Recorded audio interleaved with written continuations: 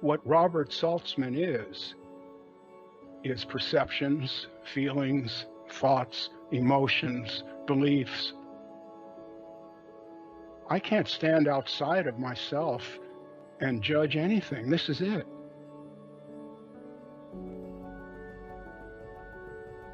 What the caterpillar calls my death, the rest of the world calls a butterfly. Robert's experience is that Robert has to keep dying.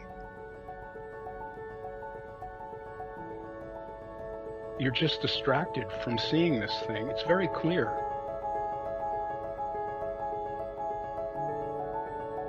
The story we tell ourselves is really buffed up. If I could see myself without that story, everything would really be okay. But it's just scary. Because you don't know what will happen when you awaken. You don't know. In my case, I lost my art career. It was gone. It went away. I'm not sorry it went away. I don't really recommend this to anyone. If you are happy in the life you have now, don't try to awaken.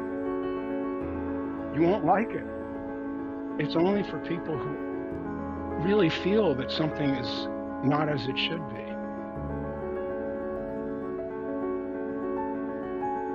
Who am I? Who is this I that is dissatisfied?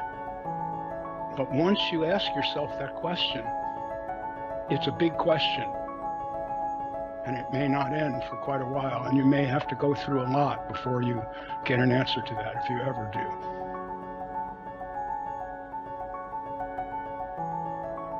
I can't make you awaken.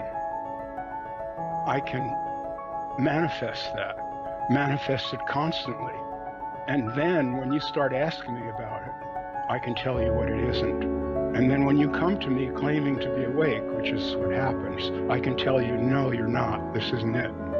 You may think it's it. You may feel good. You may think you're better than the people around you, but that's not it.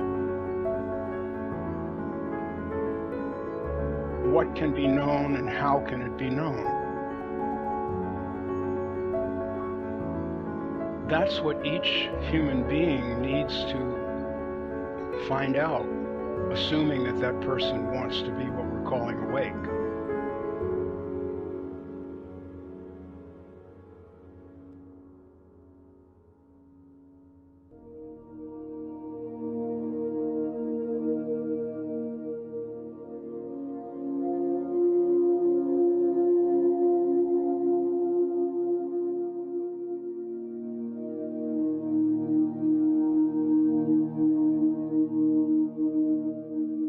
The secret is in there. If I could only decipher it and decode it enough.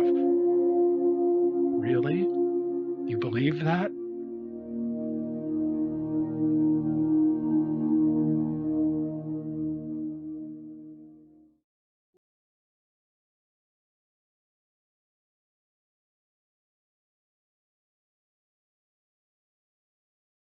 I'm not criticizing the teachers. They have a role to play.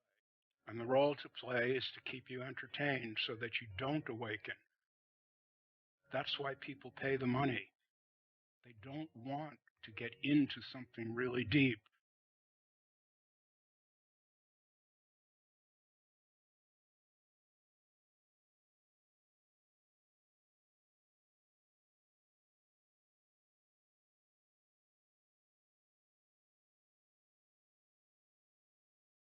People sitting on a stage describing how blissful it is to be awake.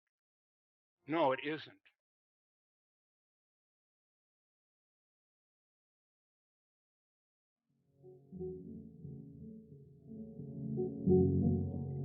They believe they're doing something good.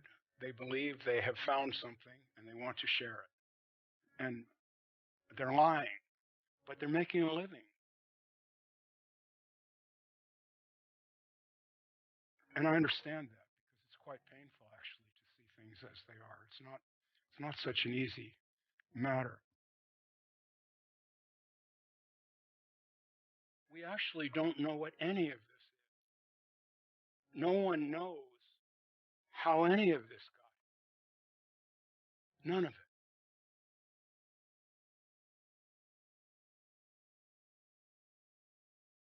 May call that not knowing God, but hanging a name on the incomprehensible does not make it real. It doesn't make it any realer than it is, and it doesn't explain anything.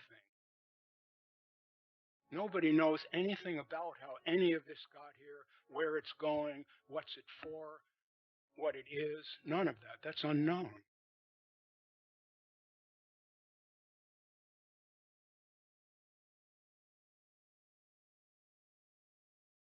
In the moment that one really understands human limitation and stops imagining that Ramana or whoever got it really knows, really knew, as soon as that fantasy, I call it, disappears, you are awake and you won't be going back to sleep anymore.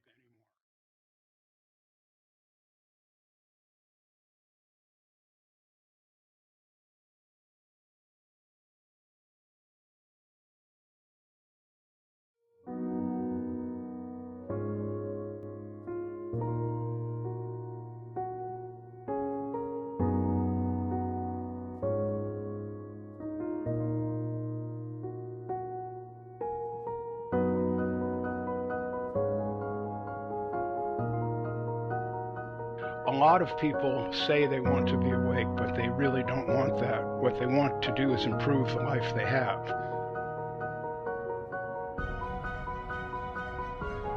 And there's nothing wrong with that. I don't criticize that. It's fine. If that's what you want and you know that's what you want, you won't become confused.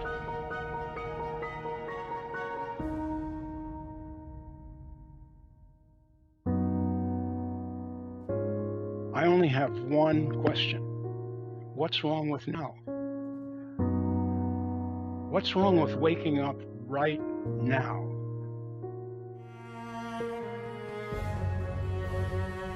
Why should I give up this one life I have? Why should I spend this life seeking when I can live? And instead of dealing with my pain by getting on a path with a promise that if I follow this eventually, then I'll feel okay at the end. Maybe there's a way to feel okay about it right now. Maybe I've never even tried that. This is it. The next moment will be something else. It keeps changing, it keeps flowing. There isn't anything else. And yet I'm telling you that I have no questions and I'm satisfied. There's nothing else. I can't become something. That would never occur to me. This moment is so rich. This moment is amazing. It really is.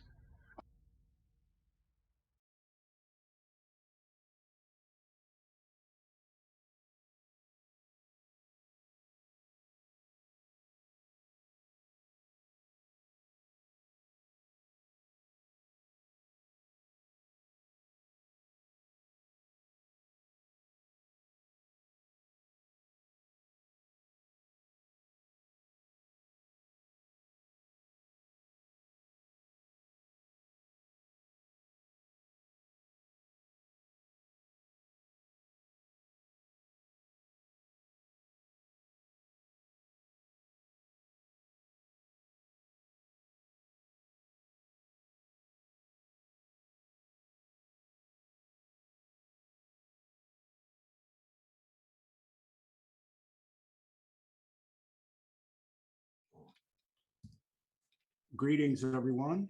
I am Robert Saltzman, author of The 10,000 Things and Depending on No Thing. And this is the first meeting in a series of 10 meetings to be held over the next 9 days, in which we will be discussing the material in my books and other related subjects. I'm here in my little upstairs studio with my good friend Ricardo Madrazo, who is, there's Ricardo, hi. Hey there. Ricardo is producing and also producing a high quality version of this that later will be broadcast on YouTube, etc. This series of meetings had its genesis 2 years ago when we had an actual live gathering down here in Todos Santos. It was great. There were people from all over, many Europeans, Americans, Canadians, Mexicans, etc. We all came together for 10 days of conversations and fun. It was really great. And people asked me to repeat that, and we intended to do that this year, but then COVID intervened. And so this is the wiser course to do a virtual meeting instead. On the panel today, I'm pleased to introduce Judy Cohen, Elena Asensio, who is not here yet, but will be, I hope, Steve Williamson, Donna Joy Walker, and Torben Normark Hansen. Now, many will recognize Judy for her work on exposing the lighter side of non-duality on her Irreverent Mind website. So let's begin the conversation with Judy. Judy, you've said using personal experience as the barometer for understanding wildly point of view. I wonder if you would expand a bit on that idea, please. I'd be happy to. You did glitch out for a second there. Do you mind repeating it, Robert? Yes, you've said that using personal experience as the barometer for understanding gives a wildly skewed and inaccurate point of view. I wonder what you mean by that. Obviously, personal experience is all we have. What else is there? And this isn't a Judy Cohen point of view. This is physics, this is quantum physics, this is psychology, this is all kinds of things. The bottom line is that we as conscious functioning organisms are incapable of perceiving everything, knowing everything, taking everything in. It's too much. And so it has to be funneled down in some way. There has to be a filter in some way because we can't take it all in. It's too much. So all we have is what we call personal experience. Well, in my experience, blah, blah, blah happened, without seeing how tiny that is and what is left out of that filter. We can't know necessarily what's left out of that filter, but it is indeed filtered. And so personal experience can only be skewed. And so if personal experience is all we have, then we are all in a skewed reality. Yes. Yes? Yes. There's Elena. Hello, Elena. Elena Asensio. Good to see you, Elena. Turn on your mic. Turn on your audio. Nice to see you too. Hello, everybody. Hi. So I'd like to remind the people who are watching this on the live stream that if you have questions and comments, you just do a chat, send it by chat, and we'll see it here and respond to that. Correct. Whether you're on Facebook or YouTube, you can still, doesn't matter, we'll get them in the same. Ricardo is saying whether you're on Facebook or YouTube, you're free to chat and we'll see your messages here. Okay.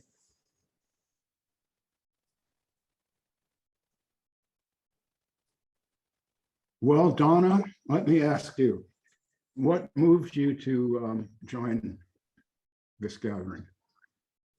Well, first I want to say it's so nice to meet you this way and be part of this. And Judy, too, I have a lot of respect for your work, particularly since you both have psychology backgrounds. That's seem to be very important to me over the years of my spiritual journey. So I just came across you, Robert, well, from the Bat Gap interview, which we won't go into, but I've been on this spiritual path for a very long time, like probably most people that are listening, starting at age 19. I got involved with transcendental meditation, and it seemed to be a gateway drug because I was down the rabbit hole at that point. And by the time I got to the Advaita work, which I got very involved in the 90s through Gangaji and Papaji and all the G's. And of course, the message was always to call off the search, but I didn't listen. I didn't call off the search. I just kept going. And so 45 years later, I am sensing that I'm getting closer to whatever that means, to call off the search and to just really be more comfortable with just what is, with just life, with and yeah, there's this small part of me that's like a dog with a bone that just won't give it up, even though there's no meat on it left. And I'm just curious what you all might have to say about this urge, to just feel like there's something more, just a little bit more, to know. And I can't say I've totally shaken it, but I'm getting closer. I mean, I've gotten rid of all my books. I don't spend that much time in deep meditation or hanging out with people that take it so seriously, which I've had many friends in the past where it's so obvious now that they were are still so identified with their path and all the years they put into it, that there's no way that they're going to loosen up in any way or change. It's just, it's too strong. So I guess my question is what is this that not everybody, but a lot of people just won't give up the search because they think there's just some more little thing around the corner? Where does that desire come from? Would you mind if I pipe in here, Robert? Again, if you have a preference for how we do this, just say the word. We're totally disorganized here, or unorganized, I should say. Okay. I would say that I don't think anybody drops the search because they've heard that that's what they're supposed to do. I don't think anybody reads Robert or Yuji or anybody else who says, what you are is already here, what you're seeking is already here, or it doesn't exist, or stop seeking, you're never going to find it that way. And anybody says, oh, okay. I don't think that happens. I think that sense of there's something more that you need to get, or one needs to get to, is accurate. And that's why it feels so strong. Because again, even if we just go back to what I said earlier about there being a filter, because we can't know everything, take everything in, experience everything, it's just simply not possible. Of course, there's something more. And I think also that we all feel in some way or another disconnected. These individual people, we feel disconnected from something. And people are running around trying to reconnect, even if all they're looking for is a love partner. There's this sense of needing to go back to the garden, to go back to the sense of what is not us, not these individual personalities and self. We can feel this isn't it. Judy isn't it. Donna isn't it. We can feel it, and it shows itself up a million ways. And sometimes it's anxiety and depression, and sometimes it's addiction. It's a million kinds of ways. But spending a lifetime seeking, unfortunately, it doesn't produce. It, you know, in the end, it doesn't pay off. This is one of those things that people get mad at me for, and you too, Robert, I know. It really doesn't yield the desired result. But you don't have a choice, because the sense of needing or missing or not having or is strong. And it's not to say that you don't ever connect. Of course, that it's not that you're shut out, but you can't make yourself stop seeking, I don't think. I could And have played the guitar by now. well, that's one other thing I would say, and then I'll shut up, is that I wonder if it would feel quite the same if you really tried on, and you, I mean, the general you, not you in particular, but if people actually tried on in a legit way, just out of consideration, even if they don't believe it. What if this really is it? And I could spend my whole life chasing and never get.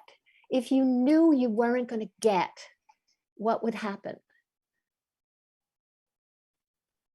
And it's possible that the seeking could just fall away that way, because what's the point? I don't know if that makes any sense. Well, it does. And I was reading some Krishnamurti the other day, and his statement that we basically, to be a light completely to oneself. And so I was thinking, well, all right, that sounds good. I want me some of that, but how do you do that? And he says it requires great attention and awareness. Okay, so how does one cultivate it? See, it's just like this circle, you know. Right, I understand. I'm exhausted.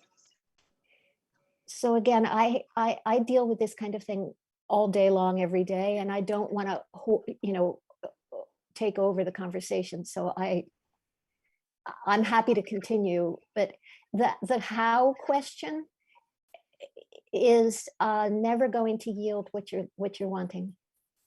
And everybody runs to the, but how do I do that? You don't. You give up. Yeah, Judy, don't limit yourself. Feel free. Okay. Good to have you here. Just let it go. Okay. Let it flow.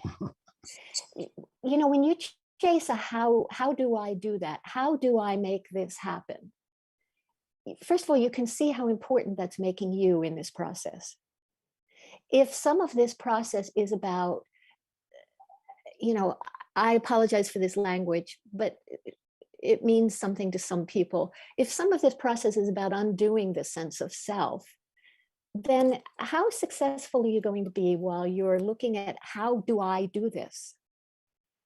You don't do it.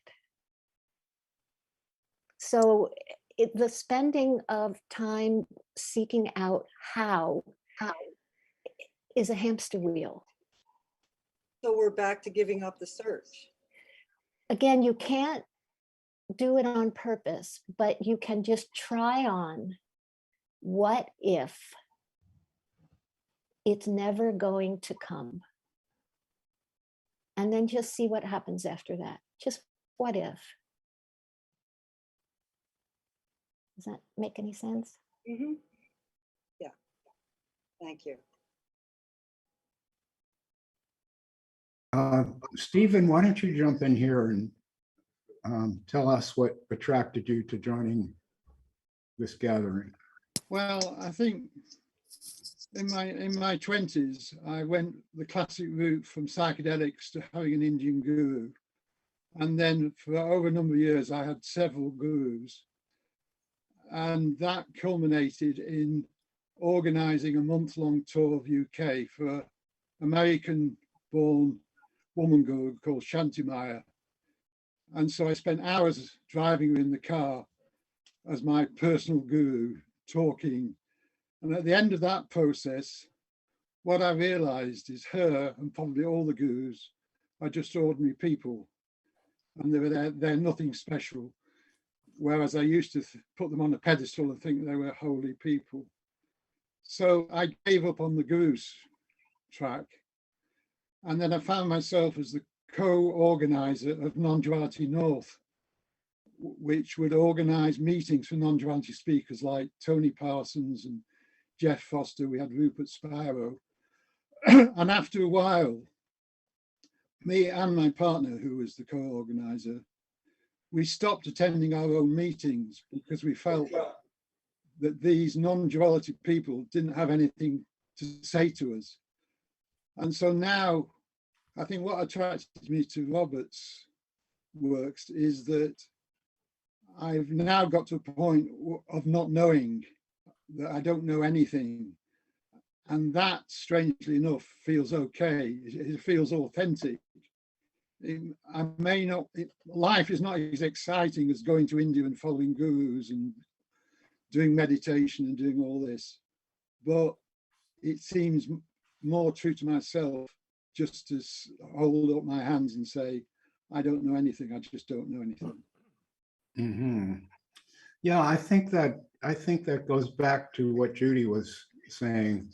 There's no, when someone advises you to give up the search, that's a little tricky. That's like a Jedi mind trick or something. Or maybe one of these Zen masters who tells you, show me the face you had before you were born. You really can't. And that's the idea.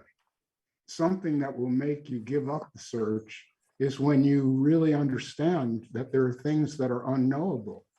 Not just that you don't know them, but that nobody knows them. As you were saying, Stephen, we're all human here.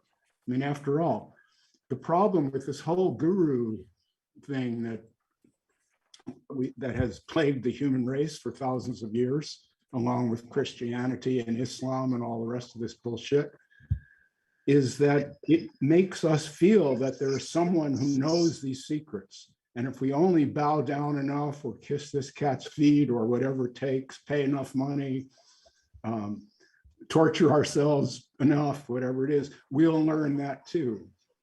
And the thing that I've tried to do in my work is just say that I've had an awakening. I had it, and it's ordinary. The awakening is that you're here and you don't really know anything. You're not making this. You didn't produce yourself. You didn't produce anything that you see, hear, or feel. It's all just arising together. It's like a wave. It's like we're like particles in that wave. We can't know what this wave is about. All we can do is be part of it and experience it. And it's just ordinary life. It's just living. And my approach to discussing this is to take away all of these things, like astrology. I did a chapter on astrology, I guess you've read it, where I totally debunked it, because there are all these people in this world who really imagine that if they could find the right astrologer, have the key to see the highway. But astrology is just bullshit. It's been tested carefully. There's nothing in it, nothing. And this is true of all of these systems. There's nothing in them. They promise, but they can't deliver. This is what Judy was saying. They don't deliver. And when you find out this doesn't deliver, well, then here you are. Here you are. Here's Robert for all it's worth, you know? And the other side of it is mortality and impermanence. At a certain point in life, I'm an old guy now, I'm 76 years old. It's really helpful. You're not going to live forever. This is it. So if there's any beauty or joy to be extracted, you'll never be any younger. Extract it now. Don't wait to the end where you think there's going to be this wonderful payoff, because there won't be. Payoff at the end is you'll just go, that'll be the end. And I think if we really remember that I am mortal and every one of you is, you're all going to die, and so am I. When we have these conversations, they'll be much more honest. That's what I think about that. Yeah, I think for me, a sort of breakthrough came when I realized 100% that I can't work it out. There's no way I can work this thing out, find the answer. Well, there is no answer. There's only this. And that's what I know that's what the non-duality people say, there's only this, but I don't mean it that way. I mean, what I mean is we have this moment and we do our best in this moment to be present. And that's the best we can do. We're not going to figure out the path or the method. One, I say. You know what's so funny too? Not funny, haha, sadly, but we begin to notice it's just ordinary life, and ordinary life is not enough for us. And yet here are all these people talking about how if you meditate, or if you just notice the flowers, if you get present and you notice what is and the beauty of what's here, this is ordinary life you're talking about. So what they are trying to tell us is double-edged. It's why it's confusing to some people and also essentially addictive to some people as people try and figure this out.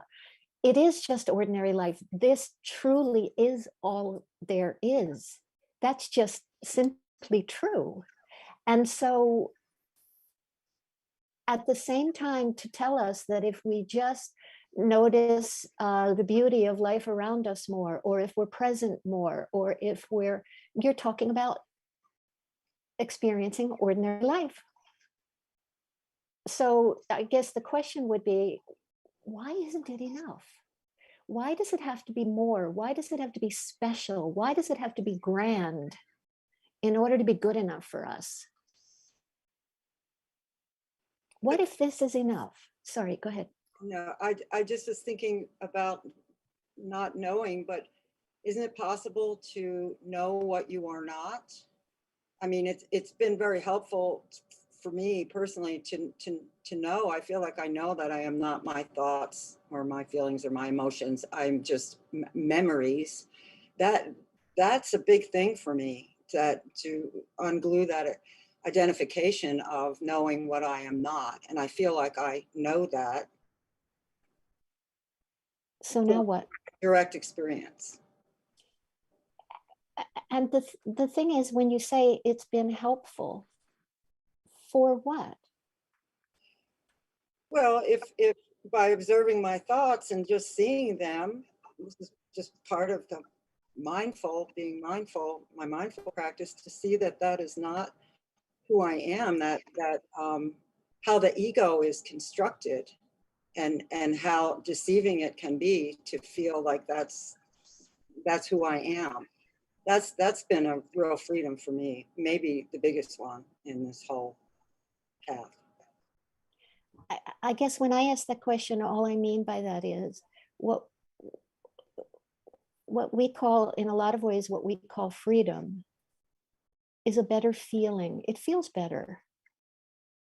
It feels better. And I'm not saying we shouldn't feel better. I'm just saying that notice that we want something, even when you are focused on deconstructing the mind and noticing that you're not the thoughts, or discovering what you are not. I get all that, obviously. But in the end, why isn't this as it is good enough? Because what if this is it and it's never been good enough for a lifetime? Right, good question. That's the question. And I want to address what you said, Donna. This thing about you can know what you aren't, that's kind of like a spiritual shibboleth. And I don't agree with it. I don't think you can know what you aren't. Do you know that you're not your body, which is often said? I don't know that. I don't know that I would be here if there were no body called Robert. I don't know that.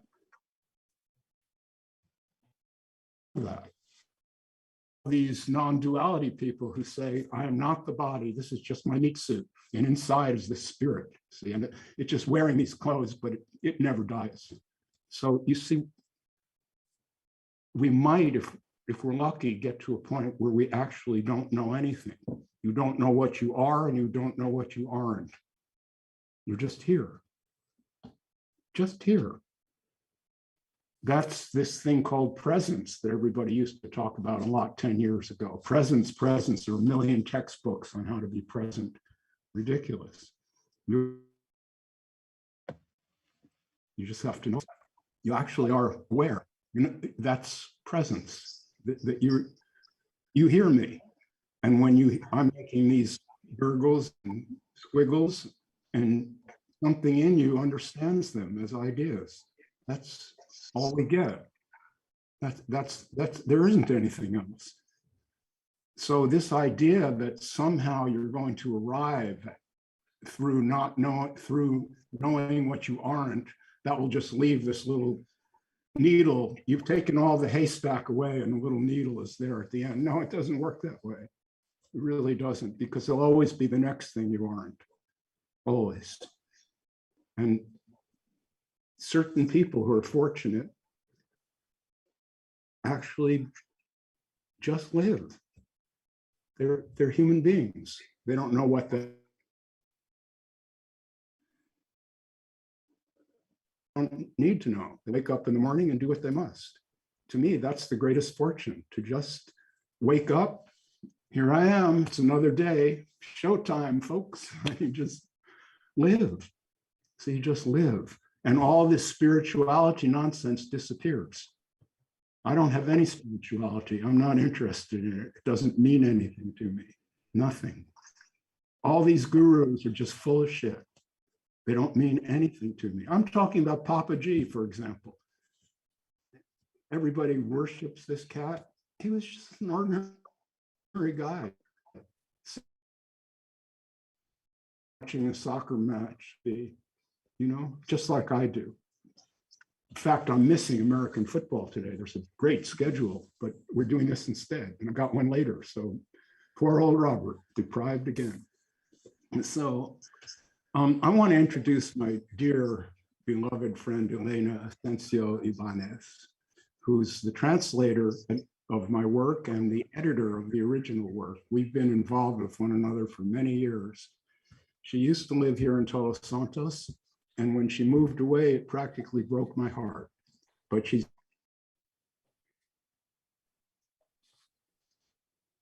doing this now. Elena, I love you so much. It's great to see you. You too. I love you too. It's great to be here. Thank you so much. And it's been interesting to hear what Judy and Donna were discussing. And I just want to share a little bit about my own experience with my search and all that. There was a time when I did feel very deeply that there was something lacking in my life. And for me, the answer or the comfort came through meditation, actually. And not meditation in the sense of visualizing or trying to improve how I felt, nothing like that, but just an honest exploration of what my experience was. And that's the way I see meditation, not a means to find or get something else, just a method, to call it one way, to explore what's going on inside.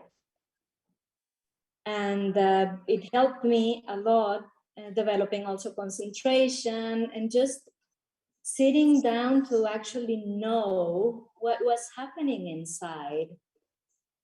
Because Robert, you know this, I was raised a Catholic.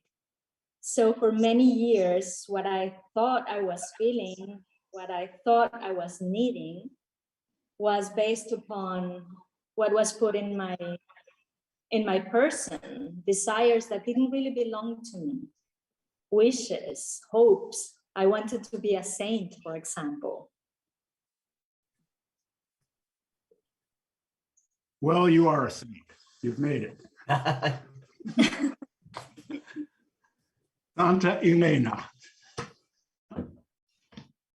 Ah, Santa Elena. Yeah. So exploring that, you know, and finally I realized that it didn't matter if I was an angel or a saint or whatever. I am me. And there's so much to enjoy and to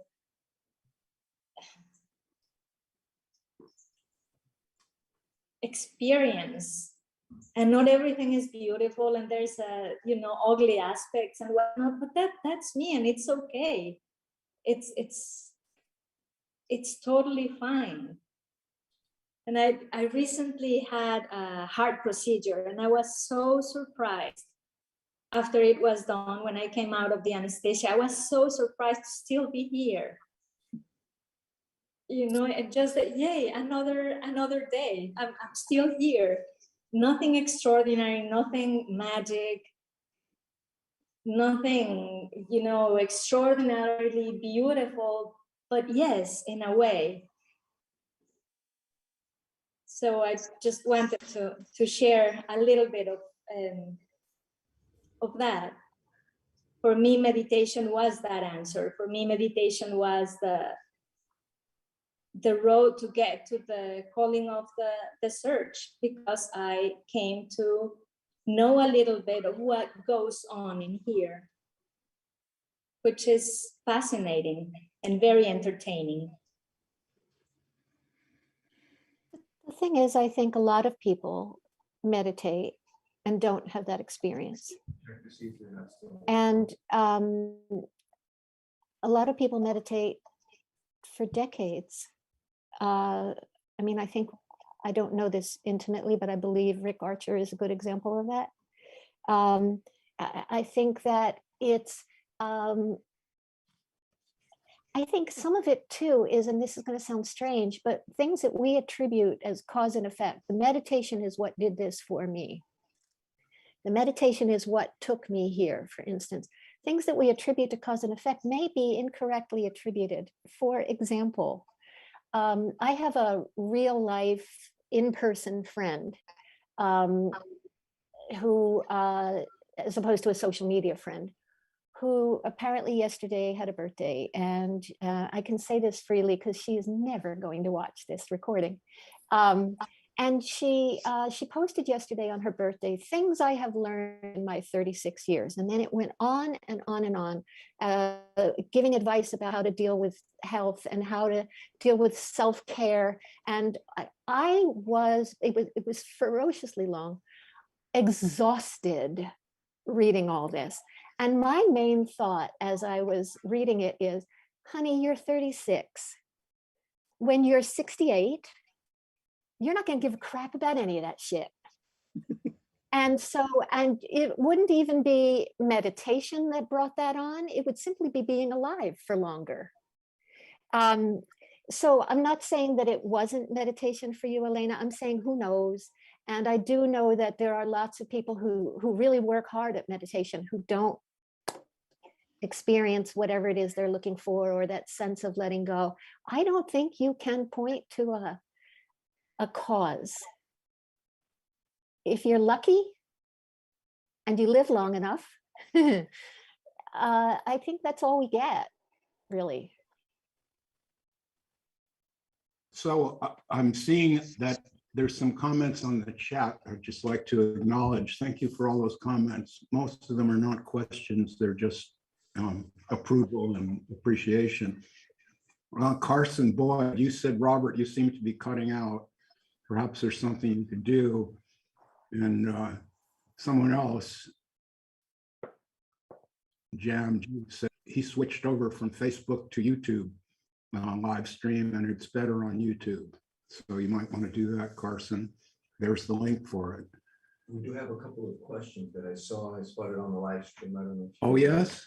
read them to you. Yeah, go ahead and read it to me because I don't see it. Okay, well, from Richard Wheaton, and he asks, how do you reorientate after losing all metaphysical beliefs and the purpose of seeking? Oh. What choice do you have? Oh, were you able to hear that? Yes. Oh, that's great, because the microphone that we're using is a kind of a distance from Ricardo, but it picked up.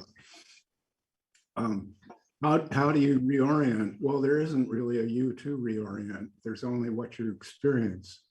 And that is not under your control. So experience, Oh dear. experiencer. This is a false dichotomy. There's only experience. What we call myself is that experience. That's what myself is. It's a series of thoughts, feelings, emotions, understandings, fears, desires, and all of it. That is me. So it's not a question of getting reoriented as much as just relaxing and understanding that you're fucked. You're going to die. And you can't get anywhere if you're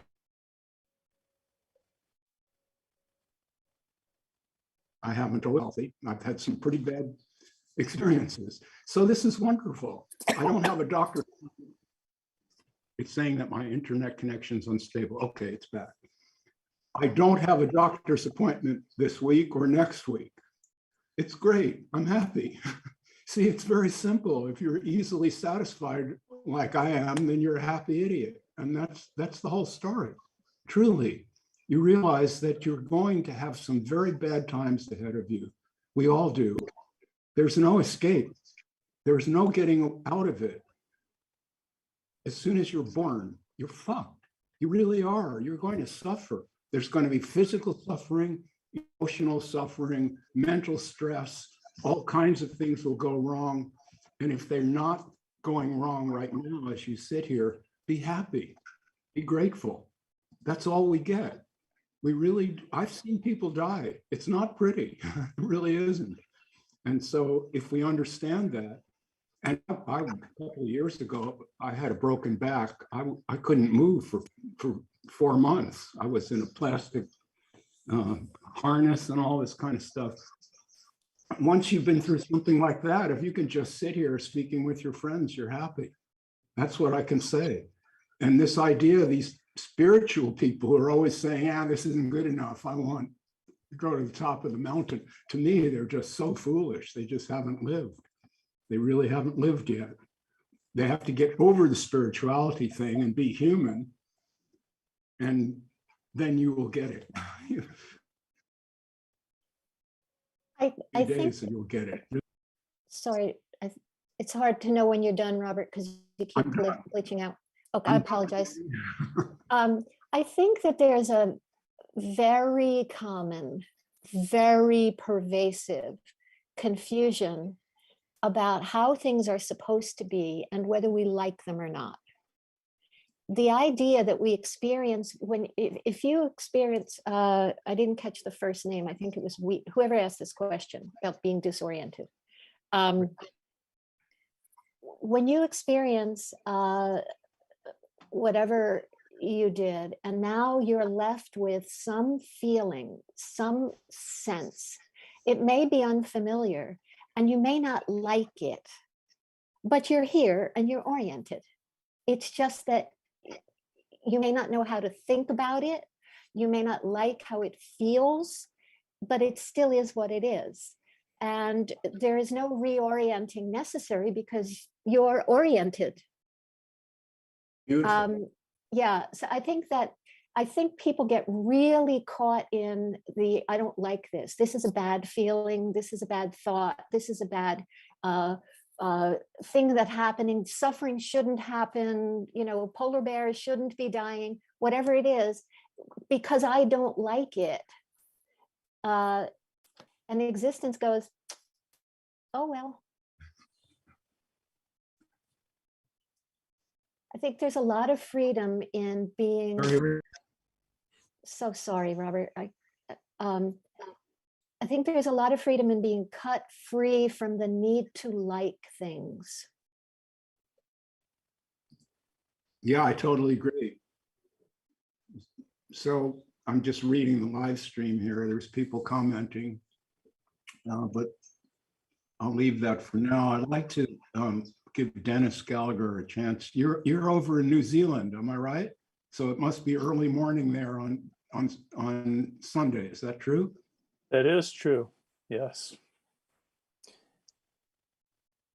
Why don't You you- wanted to give me a chance. Was there one of the things that was said that you wanted me to comment on, or? I mean, I've been writing down reactions to comments as we've been going along. So yeah, I definitely have some thoughts that I'd like to speak about or share.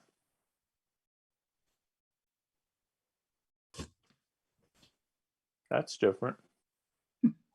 Why don't you go for it, Dennis? Because Yeah. Robert's having trouble, I think, staying connected. Yeah, So just go for it. I'm having trouble here. So one of the things we're talking about is giving up the idea of achieving something more, that it's an ephemeral promise out in the future and we're all drawn towards it. We follow gurus and do meditations and whatever it is that we do. I think that there's a huge amount of truth that a lot of what's presented as being out there in the future that we can attain is all just horse feathers. But having said that, I still find that my life and my subjective experience change because of the experiences hitting me and my reactions to them. The things that I choose to do. For instance, if I choose to get interested in something, like say a sport, and I start to play it, well, the neurons that fire together begin to wire together, and the neural nets in my mind get denser to support the activity that I'm doing. And what was a very awkward racket swing suddenly looks a lot more coordinated. And it's the same thing with whatever it is I'm interested in. Meditation after 6 months isn't the same as meditation 2 days in. And so in these ways, what we choose to do and what the world does to us changes our subjective experience. And it's a constantly moving, progressing, going forward evolution of things that makes life rich. I mean, I basically try to learn everything I can, stay interested in everything I can, and think about this stuff all the time. And my subjective experience increases in ways that make my life very interesting. And there's no promises inherent in any of this. I could die tomorrow, as Robert says. We're all just mortal. When we're, one of the things I always tell people, we're not getting out of here alive. So what are we worried about? But this idea that we just get to some place and say yes to it all, and that's it, and we listen to the great dial tone in the sky forever after, doesn't appeal to me as much as the idea that I keep pushing against the world. I kept touching it. I kept reacting to it. I kept seeking into it. And those things change me. They change my subjective experience. They make my life richer all the time. And you might say, well, where are you going with all this? Nobody knows. Haven't a clue. Don't know if it means anything, if there's God or purpose or meaning or anything. And I don't care. I just enjoy my experience, and I think it's richer because I keep pushing into life and asking more from it. And it keeps giving me more of whatever it is. At the moment, it's old age and getting more wrinkles. But hey, it is what there is to be experienced.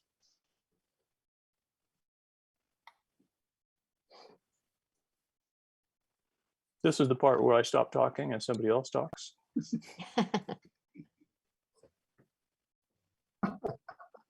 That's, I love that. Well, so I'll say something, and no, Torben, I see that you'd like to speak. Go for it. I just say that what I just heard was pretty much in line with my life of, you might say, starting out as a search, and then through various schools of TM and yoga and esoteric searches and studies, etc., ending up at this seeking to land in this moment. that has meant something for me in order to reach at where I just heard, living a life joyfully present, curious and creative, and just not giving a fuck about what is the orientation 10 years ahead, but just what is my orientation for today, what might be my next, or even these minutes. This conversation really compresses the whole thing, and it's a fantastic example of when I get a chance to just listen to others and feel inside myself, okay,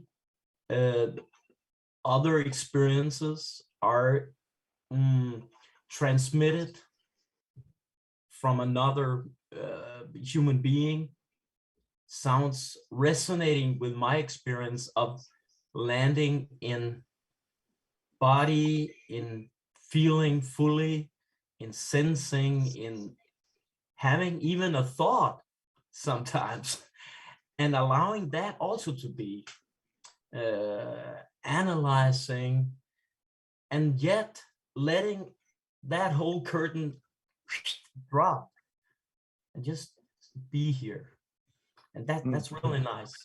So I'm happy to be here listening, and I'd be happy to share whatever might come, but this is the next orientation that this group will take. I don't know. Somebody taking, you know, another I not say minute of our time to express themselves. That's enough. Well, so Dennis, I wanted to respond to something that you said. And that is, I'm not too sure whether there's really any choice. That's a deep question. And it's not something that I assume. You seem to assume that you've made these choices resulted in a rich. I don't know how you separate the chooser from experience. I don't, when I look within myself, I don't find that. And I have done. I mean, previously in my life, there was a time when I imagined that I was responsible for everything. And if I didn't do it, it wasn't going to get done. And now that seems to be flipped entirely on its head, and everything is being done, including Robert. And I don't really seem to have any choice. So I wonder what you make of that, Dennis. So let's say that we can never know if God exists or not, if free will exists or not, if it's duality or non-duality. Let's say that we are never going to get the answers to any of those questions. We're absolutely stonewalled. I think that leaves us with a couple of choices. We can just sit here and say, oh, well, or we can decide what we want to believe by pulling it straight out of our ass with no justification whatsoever, because there's never anybody going to come forward and give us an answer that's worth anything. So I puts have it in the chosen ass. arbitrarily to believe that I am making decisions. I can't prove it. I wouldn't even attempt to prove it, but I am a happier person for believing that my choices have some effect on the future that unfolds for me. And that is how I choose to live. And it's a completely arbitrary choice. Well, so that's essentially a religious view, yes? It is making a choice view without even knowing if I can make a choice. And yet the opposite is to say, well, I don't know if I can make a choice, so I'll be paralyzed and not make one. Either one's an arbitrary choice. Well, but the analog there is to a Christian who live my life as if there is. You kind of think. Yeah. I think could you repeat that? We missed part of what you said. Yeah, apparently there's some problem with my audio, but that's the analog to what you're saying. Why I said it's essentially a religious view is that seems to be what a Christian would say if you tell that person you can't prove there's a God, then he or she will say, yes, I can't prove it, but I choose to live as if they were because my life is better when I have faith. Yeah, I can That's what accept you're- that analogy, but it still doesn't change the fact that we're not going to get an answer. In my opinion, we're not going to get an answer about any of this stuff. Well, I And agree. so therefore we have every right to make arbitrary choices. And I choose to believe that the things I do matter and that I have choice. And I find I enjoy operating my life with more pleasure that way. Yes. So that you're assuming, you see, you're assuming that there's choice. Yeah, I am. I'm assuming it arbitrarily, pulled it straight out of my ass. I haven't got a reason in the world to tell you why it's true. Right. So that's what I call faith. You believe something without a good reason. Right. And we all know that faith is arbitrary. And so if we know that faith is arbitrary, does that automatically call us to make no choices of faith? Why is that the And I only think choice? that's arbitrary too. Why is it either no free will, no choice, sit on the couch and drool staring at the ceiling, or get things done because you're the power that does it? Why is that? Why are those the only options? Has it not occurred that Yes. there's other options?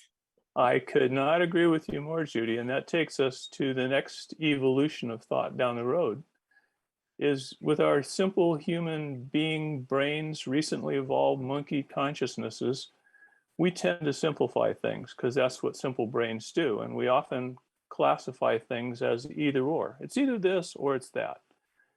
And running around with that little simple child's toy of logic, we say there's determinism or there's free will. There's God, there's not God. All of that is pure crap. This is all one continuous, unified, happening all at once experience. And the only way it ever gets divided is by our ideas and our words and our concepts. It's the only way we can communicate. It's the only way I can say anything to you right now. But it is an illusion. It's all just one conscious, big happening all at once, inseparable, everything moving at once, every molecule of water going downhill So you're knows completely exactly the path it contradicting. needs to follow. You're ahead. contradicting yourself. I mean, are you aware of that? You're trying to Yes. have it both ways. Yes. Because And here's, it's okay. here's the thing. When you say, I just pull it out of my ass, Hmm. who put it there? Me. Really? What a powerful guy you are. What is my other choice except to sit here with the great What dial if tone it's just not going up to off? you? What if it's not a matter of choice at all? When we use expressions like, it came to me out of the blue, are we making a choice? Or are we riding what came? When you say you pull it out of your ass, you are saying you have nothing to do with it. It's in your ass. You don't know how it got there. You don't know what put it there. You don't know where it came from. And then you just pull it out. You're just not as powerful as you think you are. You just don't actually have, and you're saying so in your own words. You can tell yourself you are making choices, and I understand that that's comforting. But at the Mhm. same time, then you say that it's a delusion. So which is it? I don't have to choose. It's the either or quandary trying to force us into making an either or choice again. It's simple human logic that doesn't bear up against the way reality works. I would agree with that last part. Yeah. You said earlier a phrase that I am dearly in love with. You said it is what it is.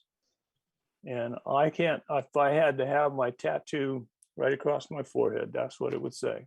It is what it is.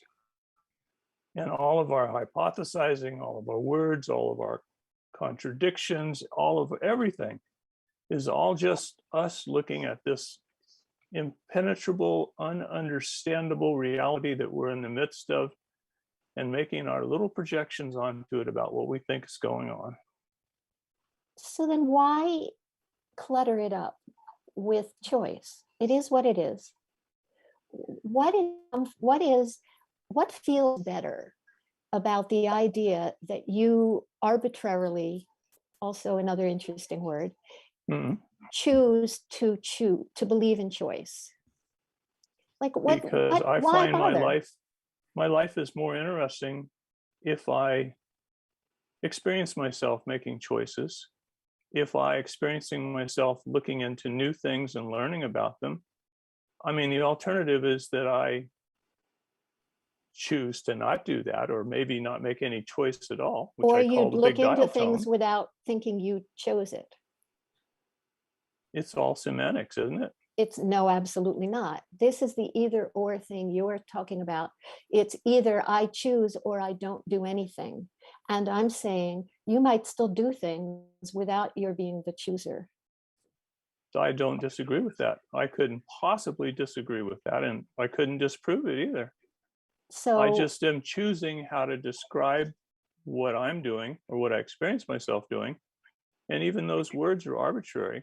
But you asked me, why do I make those choices? And I have observed directly that my life is more interesting if I stay curious, if I learn new things, if I challenge my own assumptions, if I'm constantly breaking my own barriers, if I'm constantly rewiring my own neurology. And wow. and I decided that I like that idea. I like experiencing it. And am I the chooser of it or not?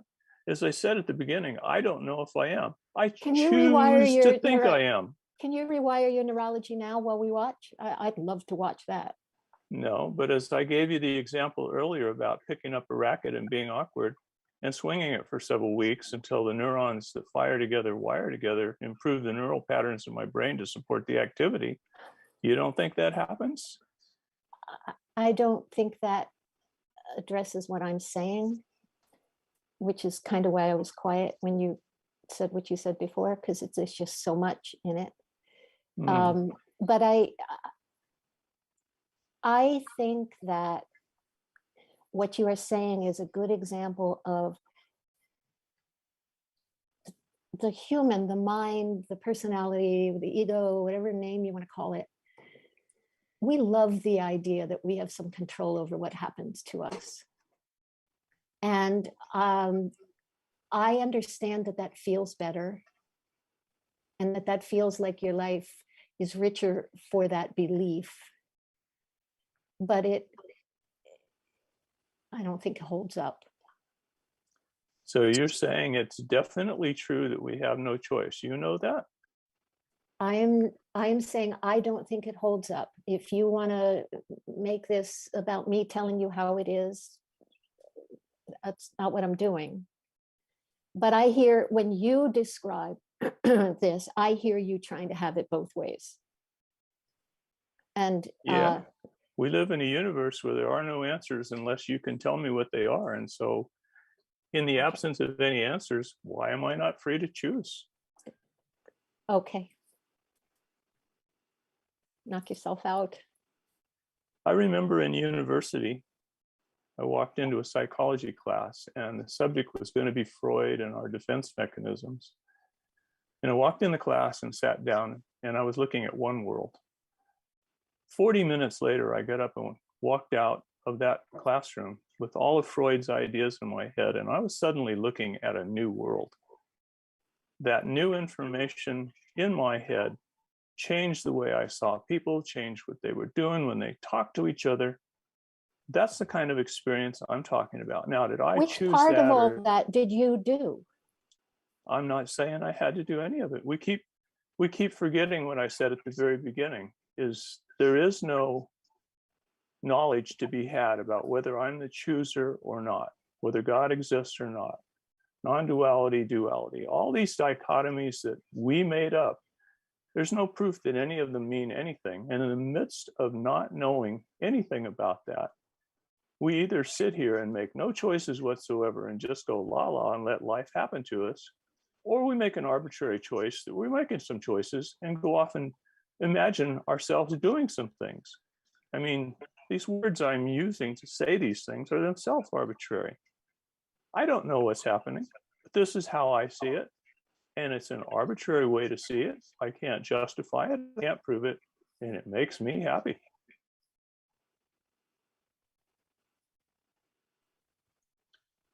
So the example of class was one. The world changed for me the day I heard Freud's theories. The world changes for me every time I pick up a book. Did I choose to buy that book? Well, I could just get completely paralyzed over whether I chose to buy the book and get really paranoid about thinking I might imagine that I could choose to buy the book when I couldn't really imagine to choose to buy the book, and go around and chase my circle, chase my tail, and go around and around about all that. Not interested in that. I'm going to think I bought that book because I wanted to. I'm going to read that book, and I am going to experience that it's changing my subjective reality, and I'm going to be happier having had the experience. And I'm not going to get lost in analysis paralysis about all the words and the ideas and the dichotomies, because they really don't hold up, not in the face of this unbelievably complicated and non-understandable reality that we're in the midst of.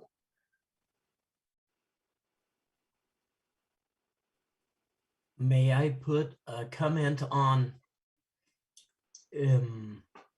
I get inspired to kind of philosophically, sorry, think in terms of, and I'd like to put a question to you, Robert, whether you see, when you speak about choice or no choice, choice being an illusion, an illusory imposed idea or something like that, wouldn't that count for the non-choice thing, for existential reality? And my self-reality contains the choice possibility. What would you say about that? Couldn't we have both?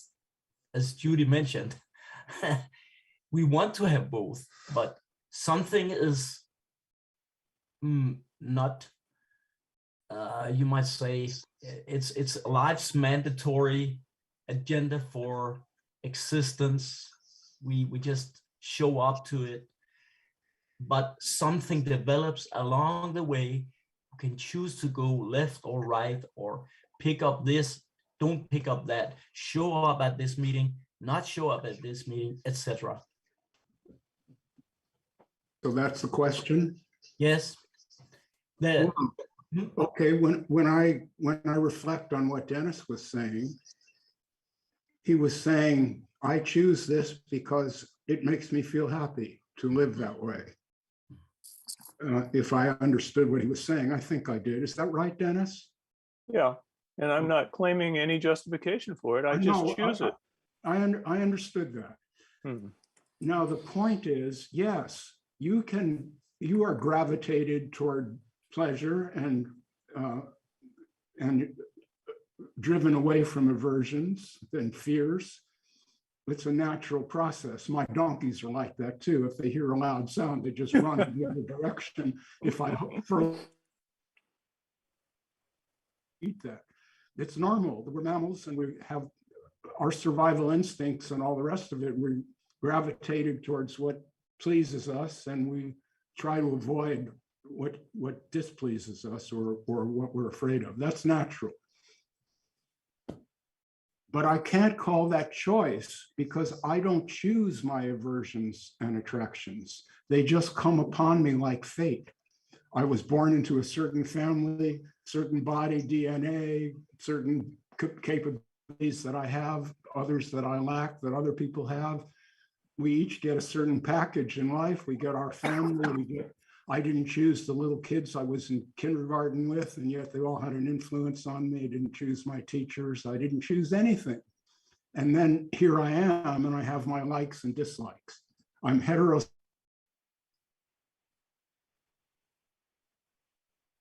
Pretty girl go by, I notice it. If I see some handsome guy go by, no big deal, that is not a choice. So the question that I would have for anybody who's into the free will thing is, when did you choose what to like and dislike? Never. You can't. And so it's not, as Judy was trying to point out, this is not a question of, and why I call it a religious outlook. It's not a question of,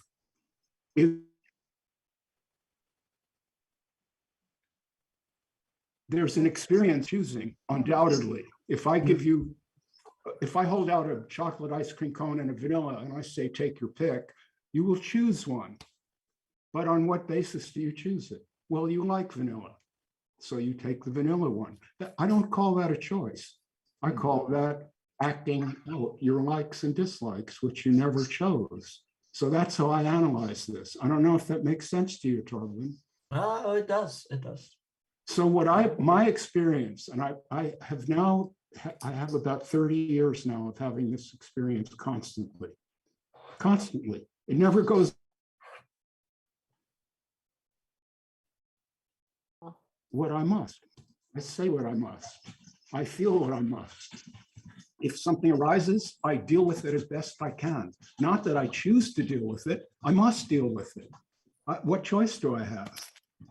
So you kind of gave a false choice, Dennis, when you said do nothing. You can't do nothing. You wake up in the morning, you're instantly doing something. You've got to get up and take a pee, in my case, first thing. That's not a choice. There's no choice to it. I mean, yeah, you could wet the bed. You could choose. Yes, I agree with that, Robert. I accept what you say, and I think all the stuff that happened to us earlier shaped us and everything we want and like and everything we do. Yeah, I have no disagreement with that. But the idea that we keep kicking around, which put into a sentence is that we have no choice, to me seems to lead to what I call the big dial tone in the sky. That if I profoundly believe I have no choice, then I will stop experiencing myself as making choices. And I just find that dissatisfying. Stop experiencing yourself as making choices, and you'll just live. You'll just do the next thing or feel the next thing. This is what Judy was referring to earlier. You're just here, you see. There's not a myself separate from experience. There's not the chooser and then all the choices. The choices, if you can call them that, are you. That is me. This life that's playing out, the words that I'm not, okay, perfect example. I'm speaking now. I am not creating these words. I can't choose them. It's too quick. There's not a little Robert in my head that's choosing to speak this way. The words are just coming out. And in the same way that you are listening to me, I'm listening to me. And there's really no difference. It's not like I'm the speaker and I have this upper hand here. We're all in this, as you were saying. It's just what it is. You like that? It is what it is. Mm-hmm. What I am saying, and I've been saying this now for the last 15 years publicly, is there's no inside. It is. There's not a separate little Robert that gets credit and blame. This is Robert, all of it. Everything that's felt, thought, spoken, unspoken, acted out, that is me. There's not a me in control of it at all. I've never experienced that for many years now, can't experience that. People say to me, really? And I've tried to go back to the life I had before when I was the doer. And I've tried, I can't. It's gone. I lost my art career as a result of this. I had a good art career, I really did. I was becoming famous in a mild way, in a moderate way. And when I tried to keep on creating in that way, it wasn't there. It wasn't there. So I went back to school, I got my psychology degrees and I practiced that profession. And then a few years ago, the photography thing came back, but not now. I'm not trying to do anything with it. So it's really fun. I'm just, playing around. But that's an example. If I had had my choice back, I would have had the next exhibition and gotten a good review and all the rest of it. And I couldn't make it happen. I tried. And I think that's the beginning of understanding that you're not the doer. Because even though you want something, you can't make it happen. So here's the contradiction. I agree absolutely with everything you said. It's a way of expressing it in words, and I had a different way of expressing it in words, and we're probably both having exactly the same experience, and we're probably both just the moving front of experience that's happening to these physical bodies in this universe, and we seem to have different ways of expressing it. I personally don't find a feeling of liking for the idea of imagining I have no choice. I like, maybe because of my past and my background, that I like the idea of thinking I have a choice. I like the idea of thinking that I, to some extent, am shaping the experiences that are going to happen to me in the future by the choices I'm making today. I don't know if any of that's true, and it may be exactly as you say, that all of this is just happening to me.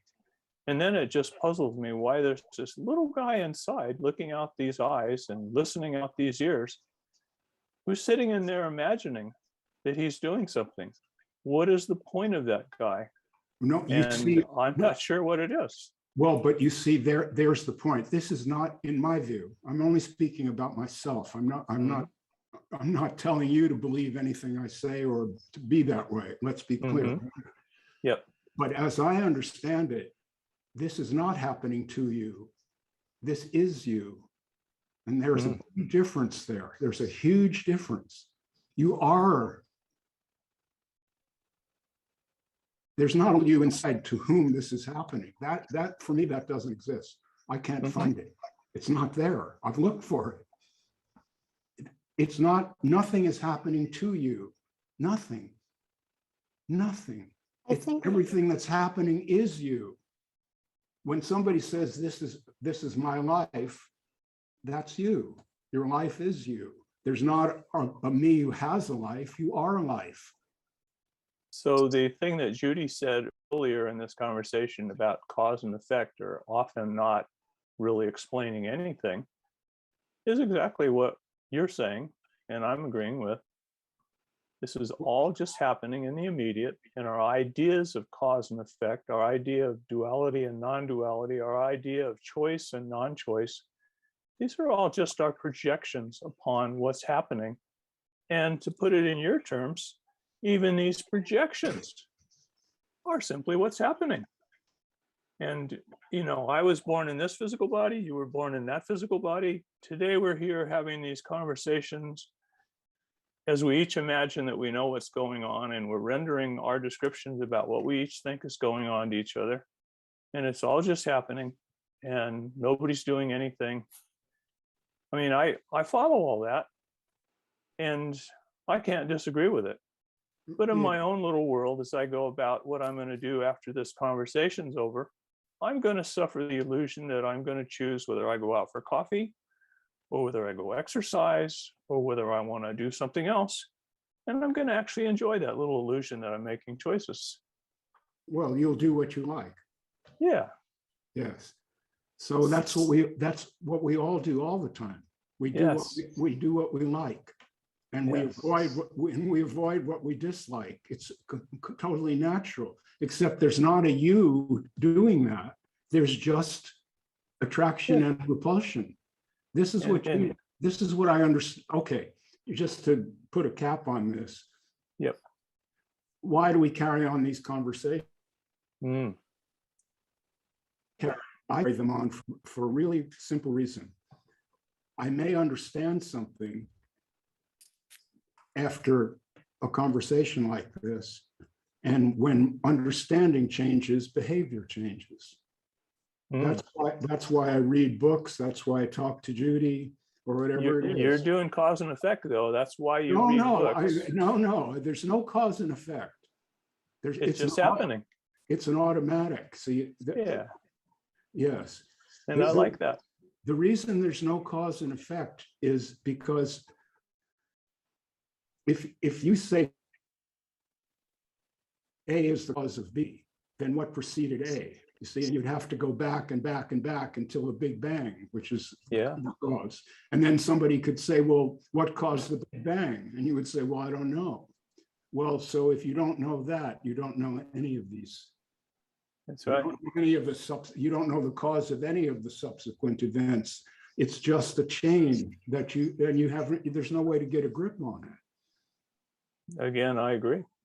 Okay, well, so perhaps, since we're discussing this,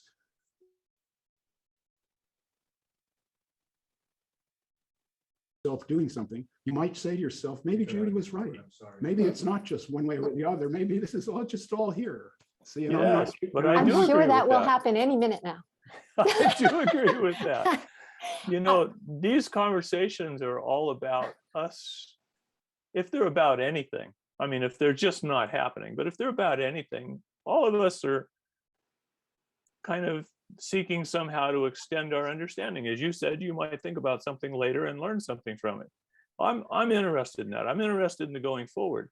But one of the things about these conversations too is there's an enormous number of people in the world who are a lot more confused about things than we are as they follow gurus around and yada, yada, yada, as was talked about earlier in this meeting.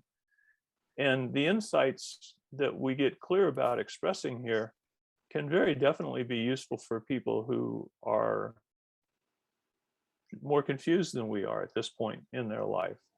And I think that has great value. Well, yeah, that's my experience. I wrote a book back in 2017. I've got it. Thank you. And many people, I get messages all the whatever, this guy is my book, one guy said, I like that. And Yeah. so that book is influential in getting people to stop chasing their tail and say, gee, I really don't know. I don't know anything. So yeah, there's value. I think there's value in that beyond just entertainment. See, I do too. I practiced psychotherapy for 20 years. I think that's the kind of thing that Judy does now. I'm not sure, but I think so.